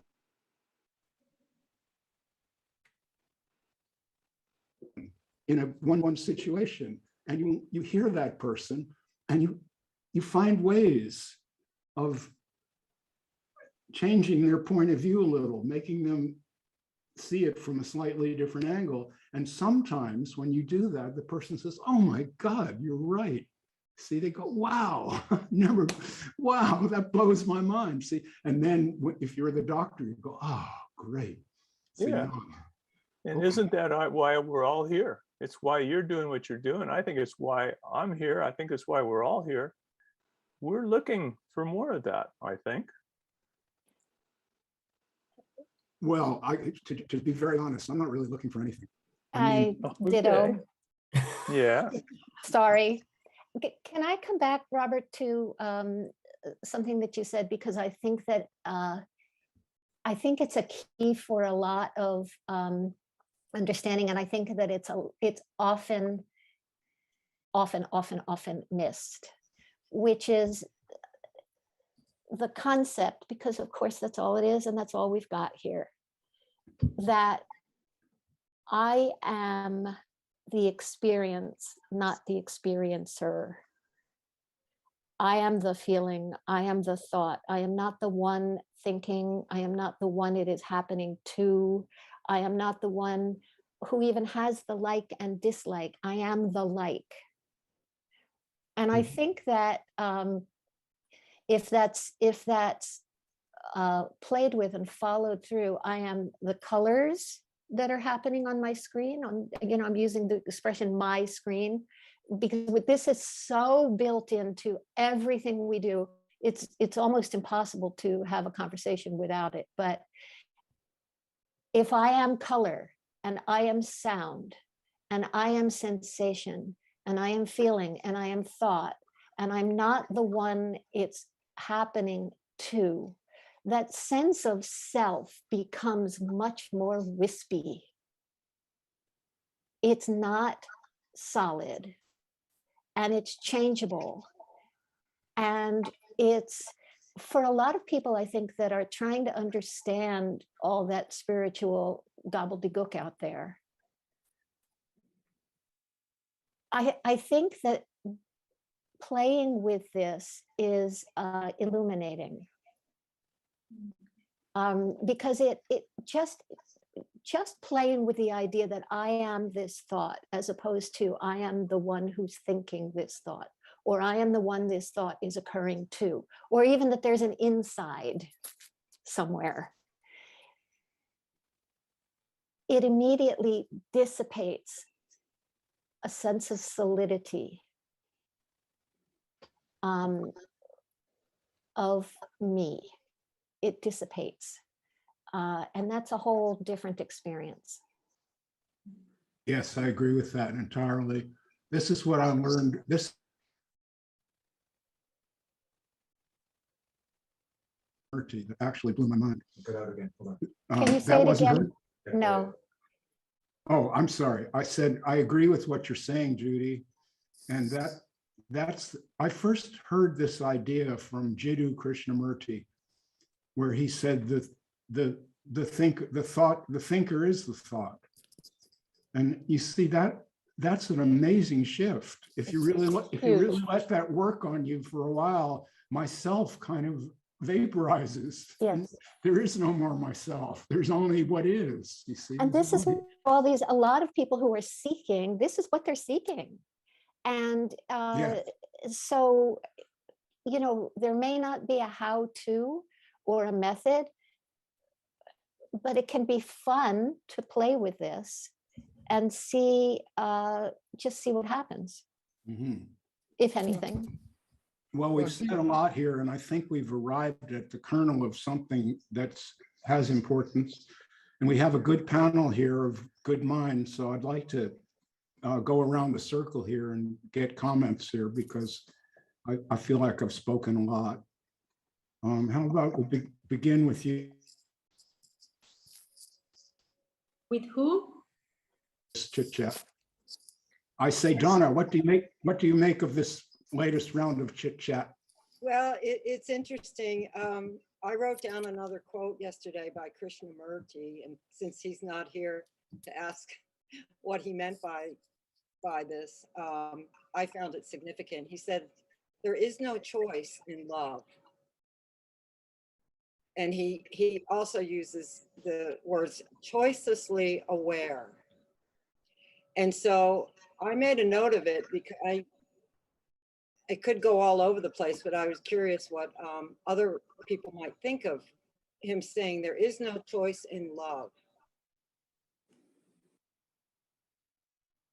I mean, Yes. maybe you could say love is all there is and we have no choice. No, I would never say that. I would never say love is all there is. No. That's so small. It would be so small if love is all there is. What a small little life.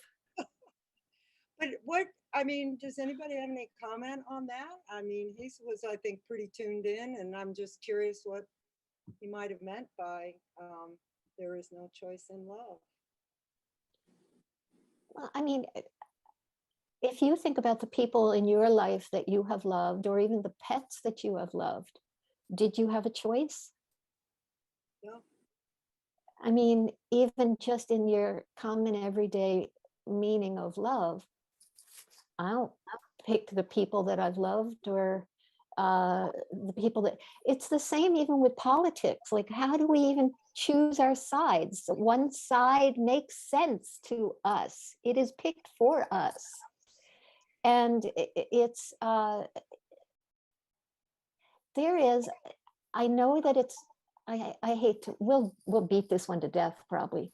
I hate to go back around to this, but there is a lot of peace. I understand that it can feel really good to think that you're the captain of your own boat, but there can be a lot of peace in just even considering the possibility that maybe there is only choiceless love and choiceless anything else. And it's possible that that might feel even better than thinking you choose. Absolutely lets you off the hook. I mean, who wouldn't want that? Right. Right. Well, how about you, Stephen? What are you making of this round of conversation? Well, what comes to my mind, or the questions that come to my mind, is if you're right, Robert, there is no choice. So that means I never chose to have gurus, and I never chose to leave gurus. That's right. I never chose to be here. Somehow I just flowed, somehow something flowed, and I ended up here in front of the computer. That's my experience. Mine too. Yeah, I agree too. And the other thing that it occurs to me, which came to me quite a while ago, I used to go through the Ramana Maharishi Neti Neti method, saying, I am not my body, I am not my thoughts. And then I suddenly thought, maybe it's a complete reverse of this. I am my body, I am my thoughts, I am everything. I am the colors, and as you say, I am the sounds. So that's, to me, maybe what we're talking about is complete reversal of what is common, inverted commas, spiritual ideas. I love that. Me too. That's my experience, Stephen. There's nobody doing this. Right, okay. Mhm. And that's why, you know, when people abuse me, which they, you know, some people really do, they call me, you know, I'm like this idiot Bonnie, whatever the fuck her name is, she psychoanalyzes me online. I'm narcissistic personality. No, I'm sorry. I'm not anything. I'm not this or that. I'm just this, just what I am. I'm not responsible Here's the thing though, I for mean, what I I do. don't, sorry again, Robert, when you go quiet, it's hard to know if there's more coming. So my apologies. I don't know that the personality, whatever that is, it's not like that disappears. It stays, and they're still acting, functioning, there's still likes and dislikes, etc. If I am a narcissist before seeing that I am thought, then I'm still a narcissist after. And That's right. so it's, you know, whether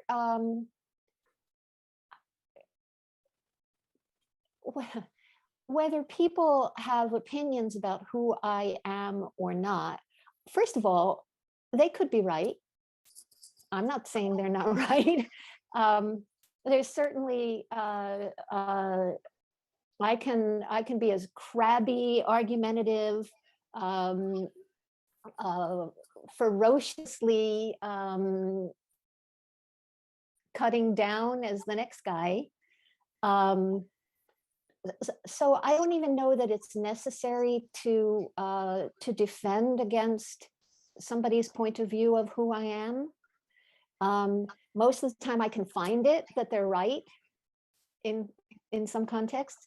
But it's certainly not all I am, whatever that is.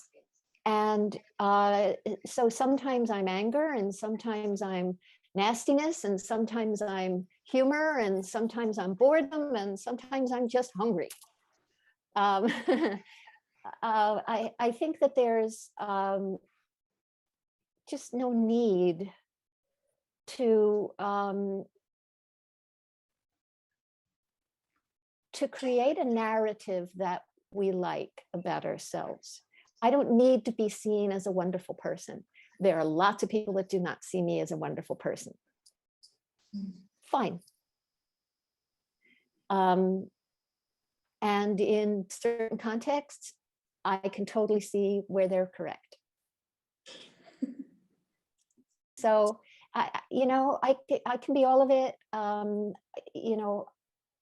I think we can all be all of it.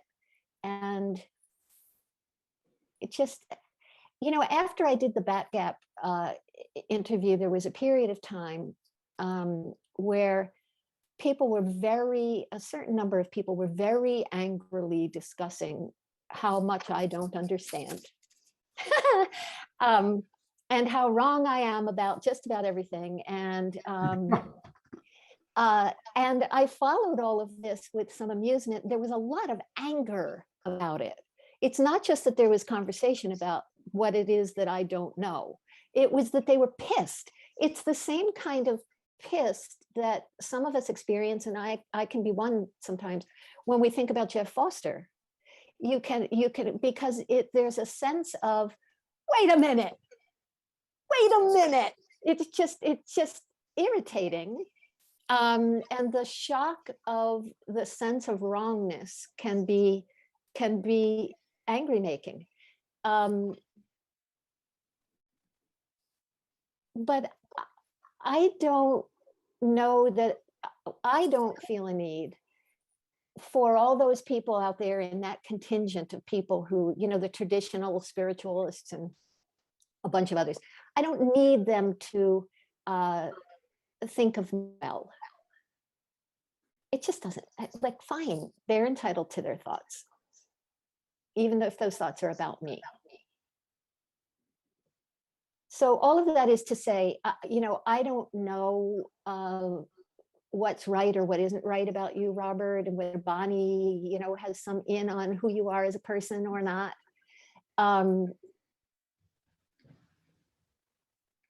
It just doesn't matter. So, Elena, I'd like you to jump in here if you can. Yes, sure. I just want to refer a little bit to something that Judy said about being the captain of your own boat. And I agree with relaxing and peaceful feeling when you realize that you're not. It's so much less contraction in my experience, because when you believe that you are in charge of every little choice and decision and minute of it, there's so much contraction and it's heavy on you. So the second the idea even appeared in my mind of maybe I'm not in charge, the expansion and the softness is something that I feel very, very grateful to have touched that. Yes, I am not in charge. Yes, I do not choose. It's so liberating. It's so freeing, relaxing, and that just more suave. It is softer. I just love going back to that. And yes, I agree. I do not think I choose anything, and I have explored it and I have tried to do what I chose to do. It never works. It never works. So I guess right now I agree with that. There's no choice. And we'll see what happens next. I'm not super attached to, my opinions nowadays. Or so I think. You would have to ask my husband if I am being honest or not. But, just open to whatever happens. And just to address briefly the question why I am here and participating in this, I just enjoy so much listening to other people's ideas, thoughts, and what they have been contemplating. It's not necessarily that I am searching for a new answer to anything. I just love hearing what people have to say. It's been wonderful.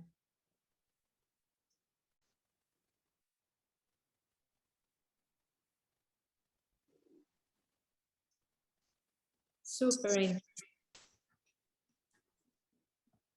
Yeah, these conversations are many things, but they're never boring. That's not true, I guess, is it? They can be boring, but but this one isn't. So yeah.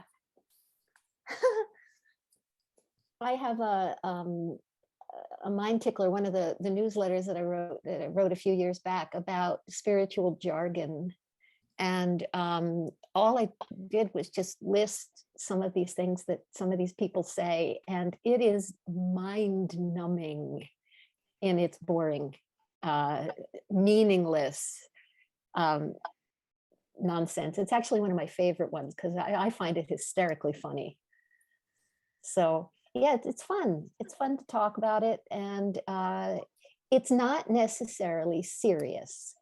And that's for me, that's key, because it can just start to be very important. And I don't think that's the case. True.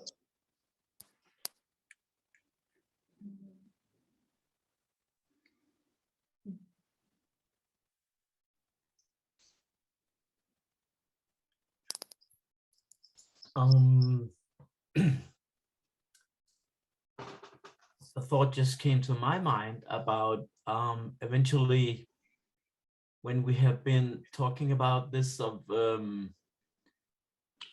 discarding or leaving teachers or teachings or systems like that. And I'm quite new with your writings, Robert, but I've followed you for some years on the internet and on Facebook. But I was interested in if you'd share a little about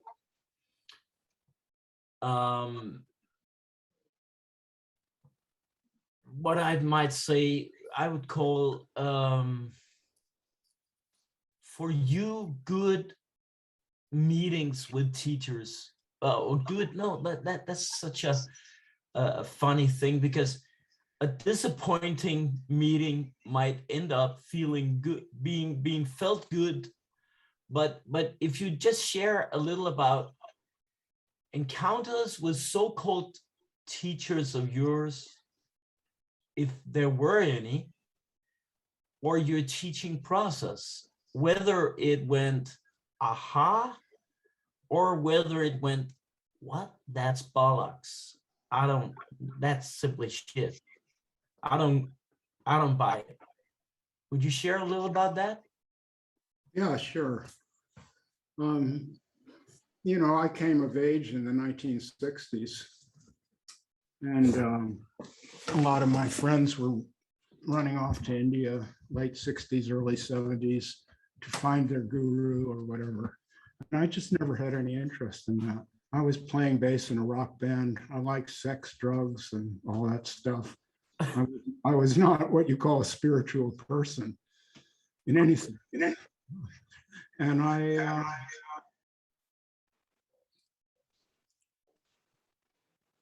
okay, we're having an echo.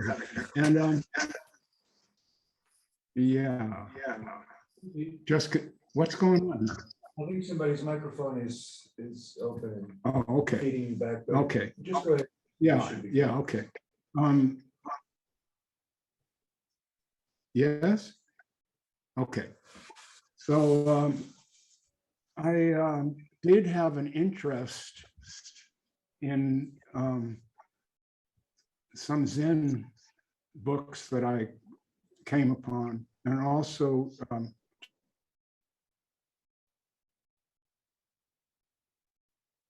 so I started getting involved in that, but not the feeling that I had to have some spiritual teacher. I wasn't looking for that. I never really have. Well, back in the early 80s, I had my photography career going pretty good. And I had a show of photographs, and at the opening, a woman came up and started discussing my work and told me how much she liked it and said, you know, there's this other really great photographer living just down the road.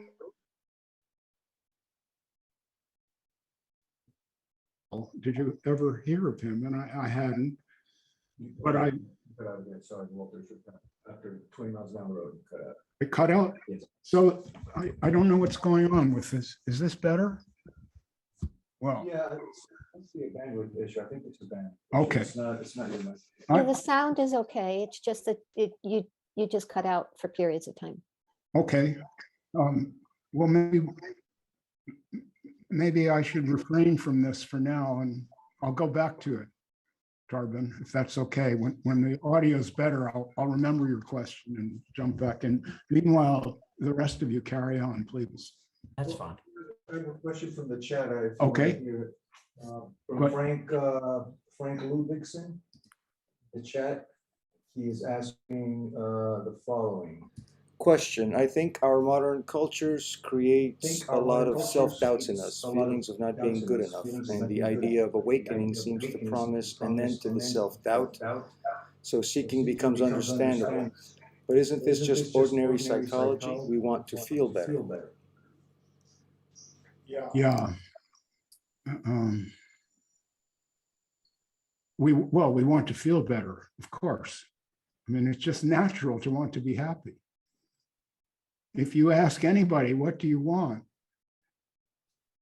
They will say, I want to feel good. I want to be happy. I want to be healthy.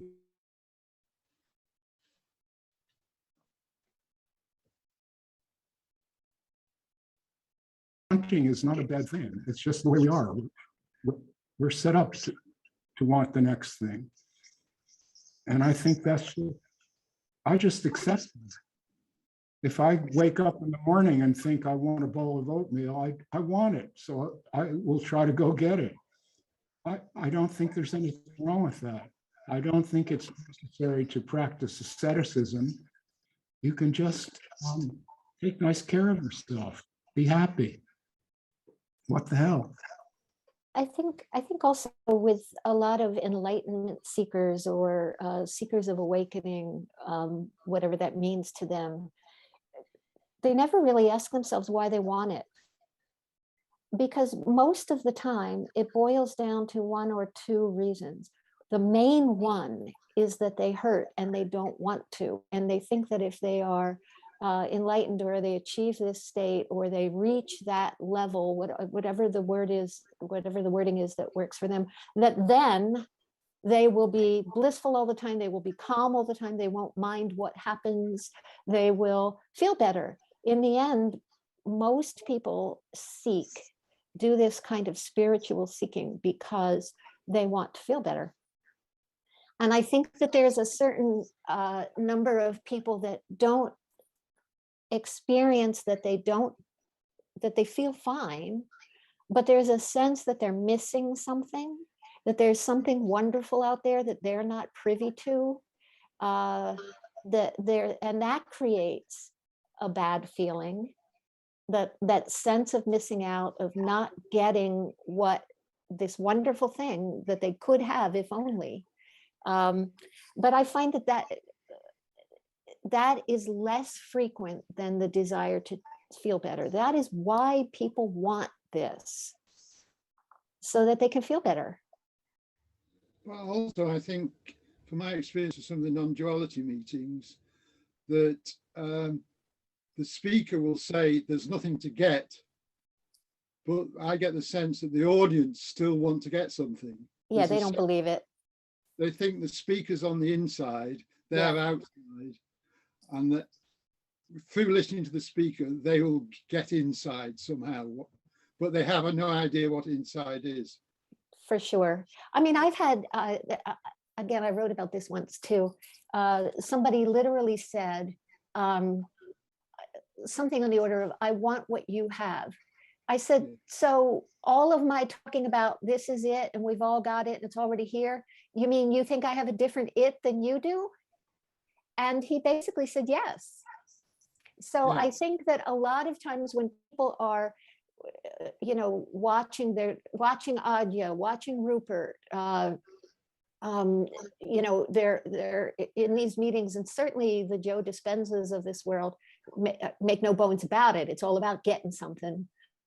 I don't think many people believe these teachers and gurus when they say that. And they do think that if they just hang out with these people enough, maybe it'll rub off on them, or maybe they'll get on the inside track, or, but I agree with you that they do believe the teacher has something more than they have. Even if the teacher denies that, they don't believe them. Right. And then, you know, and honestly, a lot of these teachers are very disingenuous about it because they deny it, but they still encourage people to come to these meetings and come to these retreats to get what? Well, they make a living out of it. Well, exactly. So, you know, the teachers are talking out of both sides of their face in that sense. You know, there's nothing to get, you've already got it, but come to my retreat. Like, what? When So, go ahead. Studying, when I came along to the Advaita path and was going to a lot of satsangs and was very immersed in it, I also at the same time was in school studying psychology. I was immersed in hypnotherapy, shamanic studies. I was really going deep into my own psyche at the time. I found it very rich. I still have a lot of understanding of myself from that time. But the one thing that struck me about going to these satsangs right off the bat was, you know, I'm a human being, and no one addressed any of the human being part. It's like Course in Miracles, the same thing. Oh, if you don't like your thought, just choose another thought. And I'm going, you know, that's such bullshit. Just choose another thought. How does someone just, you know, and what you focus on expands and all this other crap. It was like, it's like, hey, we are people, we have all this, you know, whether you believe it's not real or deconstructed or whatever, it's very real. And no one really seemed to address that other part. It was just, you know, just these memes in a way. And I just didn't buy it. I walked away from it. It's like, that's not for me. I see that very often, Donna, that people seem to be wanting to stop being human, aspiring to this, you know, beyond the being a human being, like, you know, like me as a child wanting to be an angel or a saint. Like, just that's impossible. Transcend your humanity. You are a human being. No way around. It's a wonderful thing. Yes. That's what I like to hear, right? Yeah.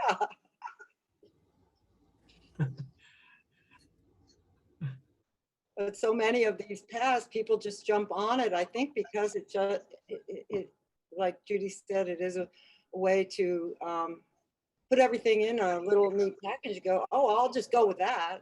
You know, I'll just go with the just think another thought, just think happy thoughts. I mean, I look back at that and I go, how do people spend their whole life, years and years and years of their life on this pablum? You know, different strokes, I guess, but. I literally know several people who have been doing the work of Byron Katie. And I'm not saying there's anything wrong with that. It's as good a way to spend your life as any, you know, but who literally have been questioning every thought they can catch all day, every day for 30 years.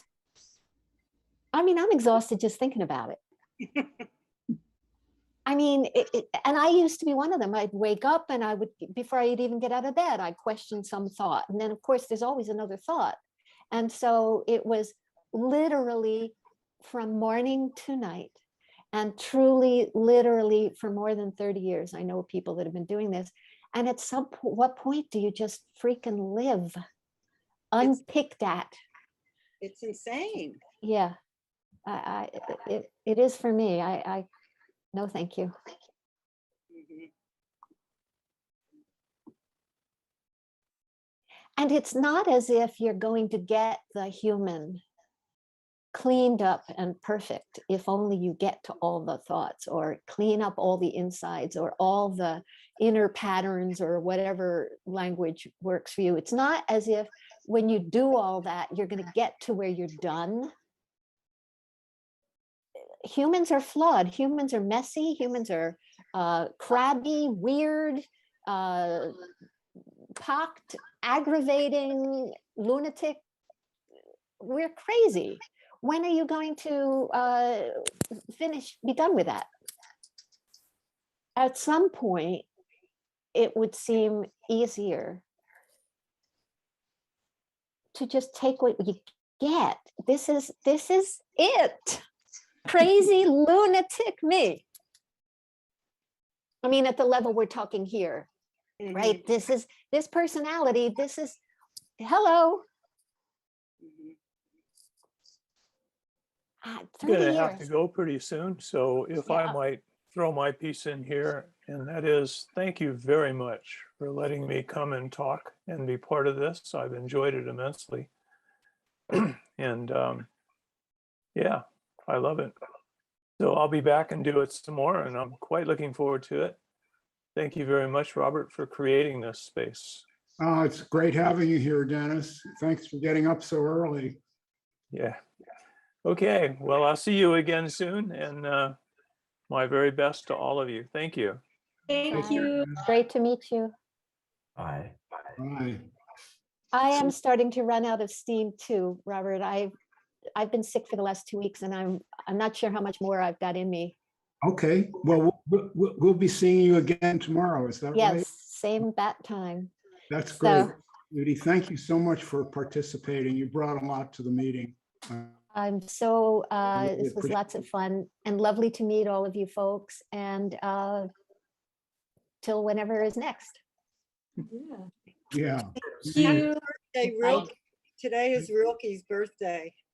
Oh, we'll say hi to him wherever he is. I want to read you one quote. It's really sweet. I just came across it today of his. It says, "Live your questions now, and perhaps without even knowing it, you will live along some distant day into your answers." How lovely. Thank you for that. Thank you. Take care, y'all. Bye. Bye. I guess I will now jump in and address your question. I've never really been a spiritual seeker in the sense that a lot of my readers are. So it's been interesting for me. I'm more of an existentialist than a spiritual guy. I like life experience. As I said, when I was younger, it was sex, drugs, and rock and roll all the time. And that's what I did.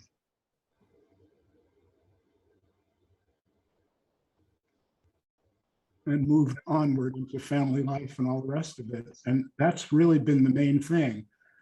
Except what I was telling you before is I ran into someone, another photographer. I was going to spin that story out in detail, but I won't. But he and I started hanging out. He was an older guy and actually one of the great photographers of the 20th century, it turns out, famous guy. And he started to work with me on darkroom technique and stuff like that. But it turned out that he had a great knowledge about George Gurdjieff, who was a famous spiritual teacher from the early 20th century, mid 20th century. and began to impart some of these ideas to me. And the ideas kind of took root in me. The main idea that we are automatic in our behavior. If someone says, "You're an idiot," I'll immediately say, "No, you're the idiot." You see, and there won't even be an interval where I'm considering what was said or whether that person is an idiot or not. This will just be an automatic response. Most of us humans are automatic all the time. Most of us humans are automatic all the time. And the idea of pointing this out was to try to find a myself that is not automatic. And I worked on that for several years. Then one day I was just sitting there in my old pickup truck, looking out at this beautiful natural scene. Is this being heard? Yes. Yeah, yeah.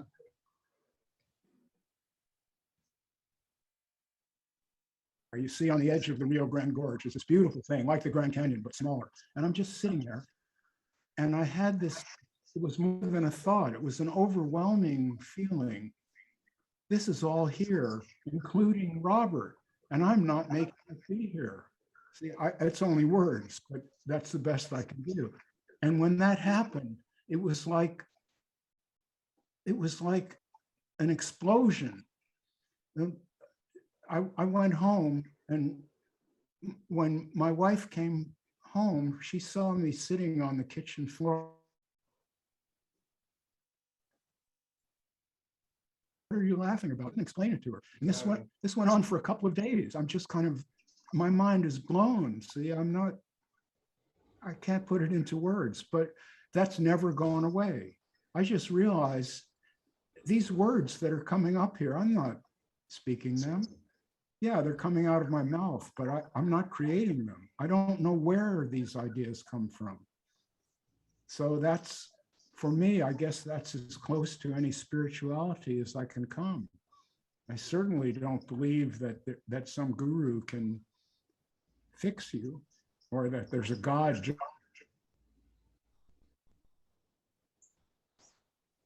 Or that if I do something evil, that will be my karma. If I do something evil, that will be my karma, and I'll have to pay for it. I don't believe any of those things. But I do feel very strongly that I'm present. There's an awareness of all of this, and that awareness is me. I don't know if that answers your question. It's the best I can do. So in a way, I've really confounded a lot of people in life, because all these people who are kind of attracted to me because they see that I have this kind of freedom and joy, which is what they want. But when they ask me about it, the things I say seem to put the neg on all this seeking that they've been doing. So there's like a tension arc that gets set up. And I dealt with that for a few years, but I think that's pretty much over now. I wrote these 2 books. I don't think I'll be writing a third. And so I can just be happy now. But I think what was unusual about your experience is that some people have these experiences, and if they're in a spiritual tradition, they want to surround it by all these contexts and consciousness and God, and that detracts from what the simplicity of it all. Well, I think it does, Stephen, but part of the reason for that is that something is lost when you have this experience. And it's something that's very dear to a lot of people. They want to be proud of themselves or think you're not a good person anymore, and you have no source of pride or shame or blame. You're just here. See, and a lot of people they feel that as a loss. Yeah. Like, okay, I'm the author of 2 books, but I don't feel that I wrote those books. The books they're in the world. I typed them out, yes, and Elena and I worked for hours editing my writing and all of that, but all that just happened. It's not like Robert is this great writer. It's not like that, see, and it's very hard to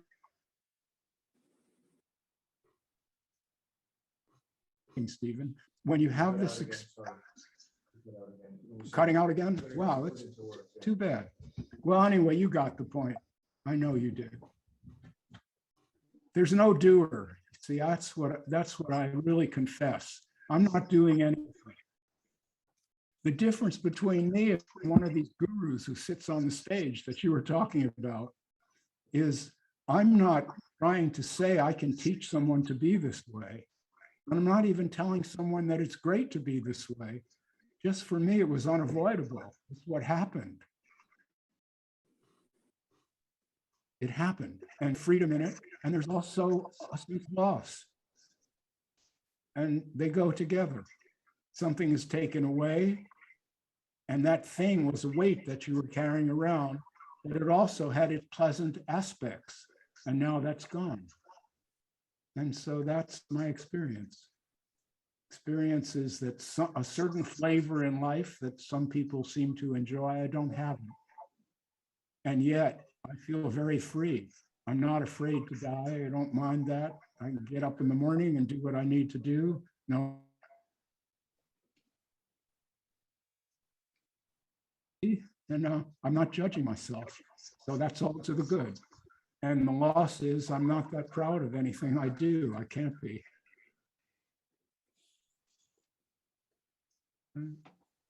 That's about it.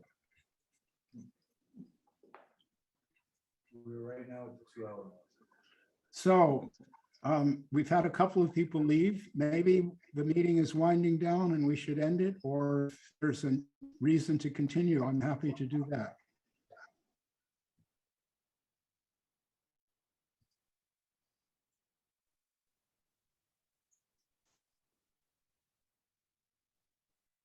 It feels complete to me.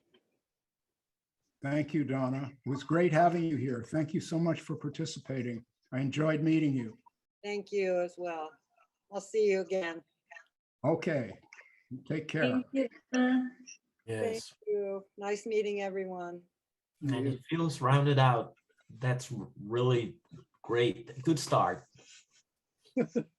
Okay, for those who are watching this on the live stream, we have meeting number 2 coming up later today, 7 p.m. New York time. So feel free to tune in on that. Oh, I see Carson Boyd just asked that. The meeting begins at 7 p.m. New York time.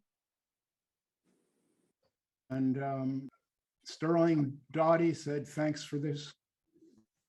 And it was nice having you here, Sterling. Looking at the rest of them. Being proud is overrated, Leo Carbaugh said. Yes, you're right. It certainly is. If you're proud, the next thing is you'll feel shame. They go together. They're the two sides of the same coin. Just like expectation and disappointment. Yeah. I love you all very much. Thank you for being here. Thank you.